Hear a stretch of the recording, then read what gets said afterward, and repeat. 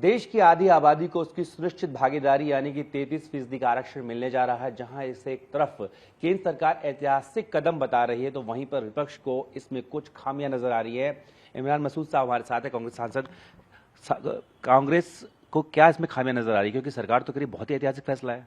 नहीं, नारी वंदन नारी शक्ति आप कर रहे हैं, ये तो पहले हो चुका है। आप 23 में पास हो चुका है, कानून का हिस्सा बन चुका है। आपने कहा था कि नए सेंसस के बाद इसे नई जनसंख्या के बाद इसको लागू करेंगे। फिर उसमें क्या वजह है कि आप उसको नई के ऊपर लागू नहीं करना चाहते? आप किसका हक मारना चाहते हैं?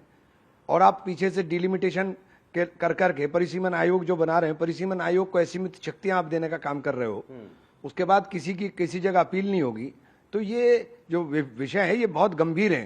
क्षेत्रीय असंतुलन की भावना बढ़ेगी, देश के अंदर एक अजीब सा माहौल बनने वाला है। तो इस चीज को कांग्रेस किसी सूरत में सपोर्ट नहीं कर सकते। नहीं, क्यों आपको लग रहा है जो भी होगा वो सभी पार्टियों के लिए होगा? तो आपको लग रहा है कि क्यों विपक्ष के खिलाफ है? सभी पार्टियों के, पूरा दक्षिण भारत के राज्य जो हैं, जिन राज्यों ने पॉपुलेशन कंट्रोल किया है, उन राज्यों का जो अनुपातिक वो है वो घट जाएगा, प्रतिनिधित्व घट जाएगा।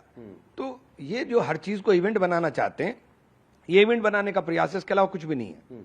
लेकिन बीजेपी के जो नेता हैं वो ये तर्क दे रहे हैं कि 1973 में ही तय हो गया था कि 26 में होना है, तो जो चीज पहले से तय थी आप लोग की सरकार में ही, तो अब क्यों उसके लिए पीछे हट रहे हैं? नहीं, हम पीछे कब हट रहे हैं? आप उसके अंदर जो आपने दिया है, जो आप कानून लेकर आए हैं, उसके अंदर आप शक्तियां देख रहे हैं। आपने असीमित शक्तियां दे दी। आप ऐसा बनाने जा रहे हो कि जो आप बैठ करके यहाँ कर दोगे वही फाइनल होगा, उसकी कोई सुनवाई भी नहीं होगी किसी जगह। नहीं, अगर परिसीमन होता है और आप कह रहे हैं कि आप नारियों को आरक्षण देने के पक्ष में हैं, तो उसका फायदा तो उनको भी होने वाला है।